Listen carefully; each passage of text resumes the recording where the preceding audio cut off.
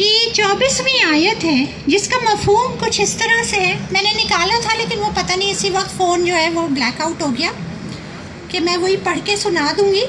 لیکن اس کا مفہوم کچھ اسی طرح سے ہے کہ اپنے والدین، اپنی اولاد، اپنے بھائی، اپنی بہن، اپنے خاندان، اپنے مال، اپنے گھر جن میں تم رہتے ہو اور تمہیں پیارے ہیں، اور وہ تجارت جو تم کرتے ہو جس کے کھو جانے کا خوف ہوتا ہے، اگر اس سب سے زیادہ پیارا اللہ اور رسول نہیں ہے تو پھر تیار ہو جاؤ اس عظیم عذاب کے، اور ہدایت سے تم محروم ہو جاؤ گے. جب تک ہمیں ان چیزوں سے پیارے اپنے اللہ اور اس کے نبی صلی اللہ علیہ وسلم نہیں ہے تو ہمارا ایمان بھی کامل نہیں ہو سکتا. خدا شاہد ہے کہ کامل میرا ایمان ہو نہیں سکتا. نہ مر مٹوں جب خواجہ یثرب کی عزت پر. ہاں، میں نے اخبار میں خبر پڑھی کہ خادم رضوی صاحب یہ چاہتے ہیں کہ فرانس کے سفیر کو بھیج دیا جائے. ان کے لیے یہ کہنا بہت آسان ہے، مگر ان کو یہ احساس نہیں ہے کہ پاکستان اقتصادی مشکلوں میں ہے. And the economic fallback that you will have by doing this will be very bad. یہ ایک تبصرہ تھا اخبار میں، انگلش کا اخبار تھا. اس وقت میری یہ آیت ایک دم سے گونجی تھی اور میرا دل لرز اٹھا تھا کہ یا اللہ ہم خاموش کیوں بیٹھے ہیں. اللہ تعالیٰ تو کہتا ہے وہ تجارت جو تمہیں پیاری ہے، جس کے کھو جانے کا تمہیں خوف ہے، اگر اس سے زیادہ عزیز تمہیں میرا رسول، تمہیں اللہ اور اس کا رسول نہیں، تو عذاب کے لیے تیار ہو جائے. ایمان تو ہے ہی نہیں، ہدایت، محروم ہدایت سے. یہ سورہ توبہ کی 24ویں آیت ہے، یہ اس کا مفہوم ہے، یہ اللہ کا فرمان ہے. میں عافیہ میری بہن ہے، وہ حافظ قرآن، مفسر قرآن، اس کو قرآن ایسا حفظ تھا کہ ایک چیز میں کہوں کہ اس طرح کا مفہوم تھا، کہیں وہ پورے سیاق و سباق کے ساتھ بتا دے گی کس کس جگہ قرآن میں یہ مفہوم آیا ہے اور کس انداز میں آیا ہے اور کیوں آیا ہے. افسوس کی بات کہ میں تو دنیاوی تعلیم میں ڈاکٹرز، وہ بھی اس نے بھی دنیاوی تعلیم حاصل کی لیکن اس نے کبھی قرآن کو نہیں چھوڑا. میں نے تو اب سمجھنے کی کوشش کی ہے. میں تو اس کی بہن کی وجہ سے آج آپ لوگ میری عزت کر رہے ہیں کہ میں اس کی بہن ہوں، لیکن کہاں وہ اور کہاں میں سب سے کہتی ہوں مجھے دیکھ کر عافیہ کو جج نہ کرو. وہ ایک بہت عظیم انسان تھی، اس کو تو 86 سال کی سزا ملی اور عدالت میں شیم شیم کے نعرے ہو رہے تھے. تو اس نے کیا کہا؟ اس نے کہا کہ میرے نام پہ there should be no violence in my name. لیکن خادم رضوی صاحب نے تو اپنی جان دے دی ناموں سے رسالت پر، لیکن ہم خاموش. ہمارا ایمان کہاں ہے؟ ہم کیوں خاموش ہیں؟ ہم سفارت کی بات کرتے ہیں، سفارتی تعلقات کی بات کرتے ہیں، سفیر کو واپس بھیجنا. میں نے جتنا عافیہ کے اس میں کانسٹیٹیوشن پڑھا ہے اس میں کہیں آپ کو پارلیمنٹ کی اجازت نہیں لینی اس چیز کے لیے. بہرحال یہ سب باتیں بھی الگ ہیں، میں کسی کو جج کرنے کے لیے یہاں نہیں آئی.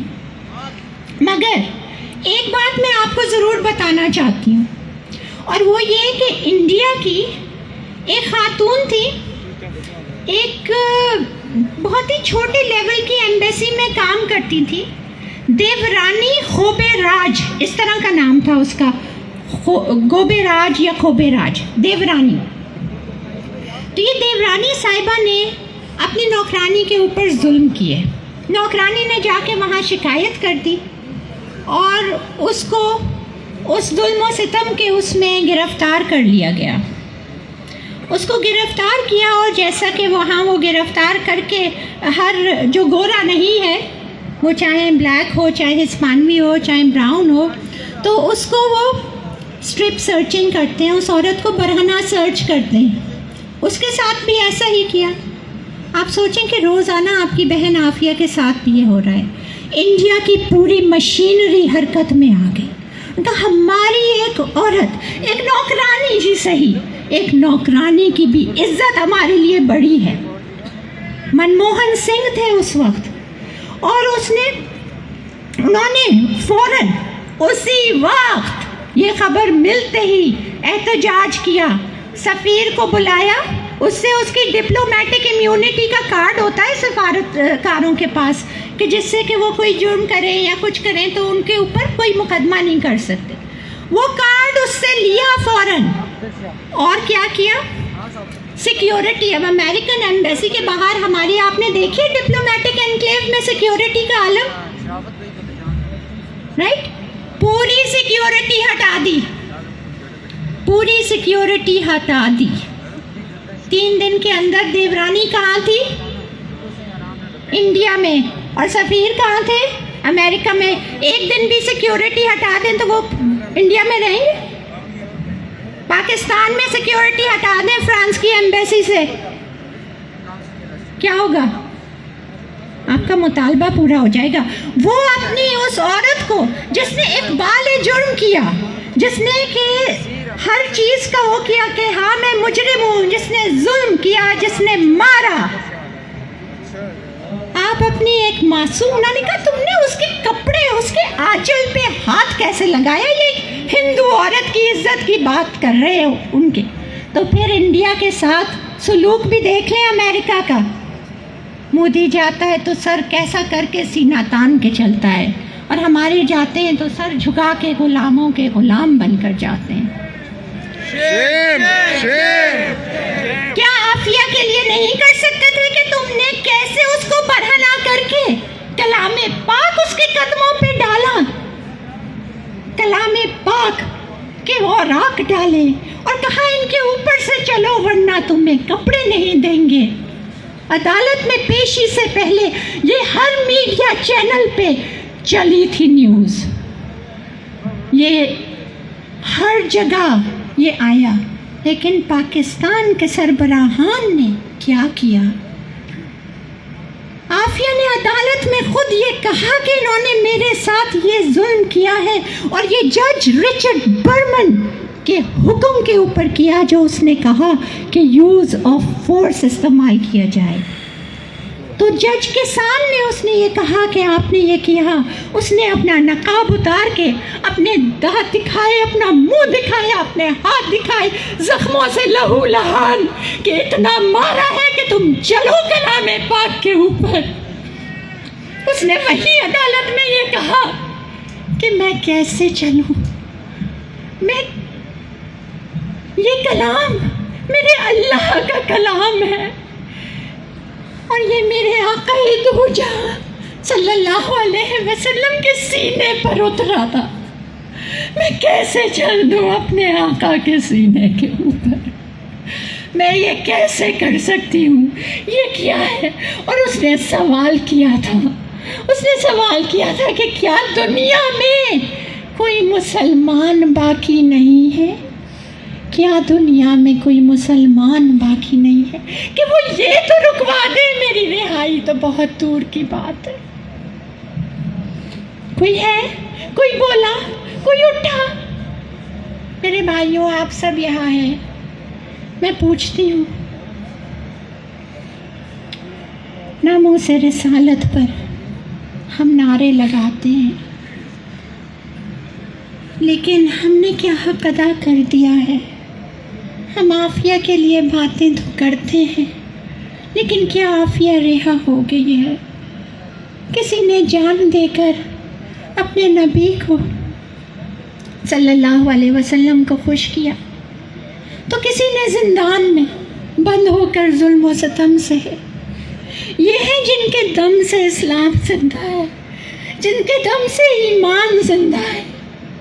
ہم آزاد ہیں کہنے کو، لیکن ہم میرے خیال سے ہم زندان میں ہیں. وہ آزاد ہے، اس کی روح آزاد ہے، وہ اپنے اندھیری کال کوٹری میں ہوتی ہے، یہ میں آپ کو ایک بات بتا دوں، آپ خبریں سنتے ہیں کہ عافیہ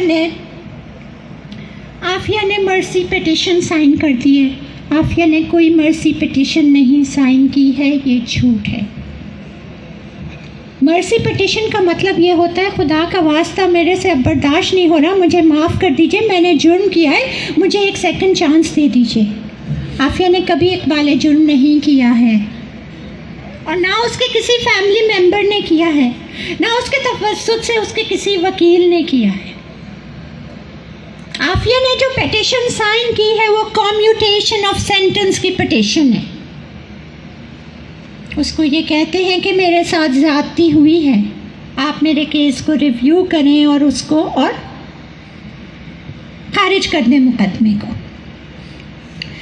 تو یہ ذرا سی کلیریفیکیشن کرنا چاہ رہی تھی. دوسری چیز یہ کہ ہماری، دیکھیں میرے بھائیوں، کوئی مر جاتا ہے نا، جب دنیا سے رخصت ہوتا ہے کچھ دن کے بعد ایک قدرتی چیز ہے، صبر آ جاتا ہے.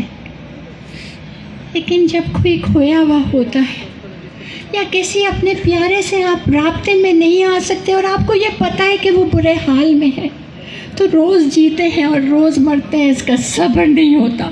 موت موت پکارتے ہیں اور موت نہیں ہوتی. روز رات کو مرتے ہیں اور روز صبح کو جیتے ہیں، ہنستے بھی ہیں مسکراتے بھی ہیں، لیکن کسی کو نہیں پتا دل پہ کیا گزرتی ہے.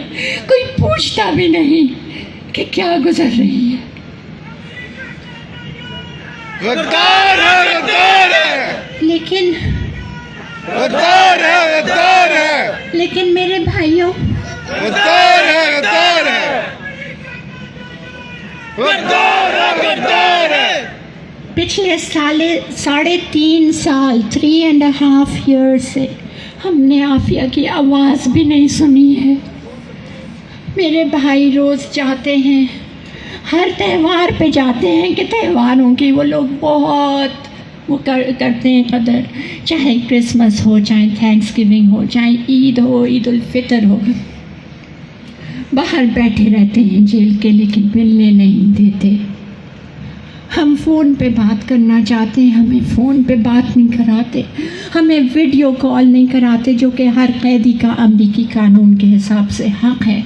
3.5 سال سے ہمیں کچھ بھی نہیں پتا، ہمیں کچھ بھی نہیں پتا، مگر وہ اللہ ہے، اپنے کارنامے ہیں اس کے، وہ کس وقت کس کے ساتھ کیا کرتا ہے.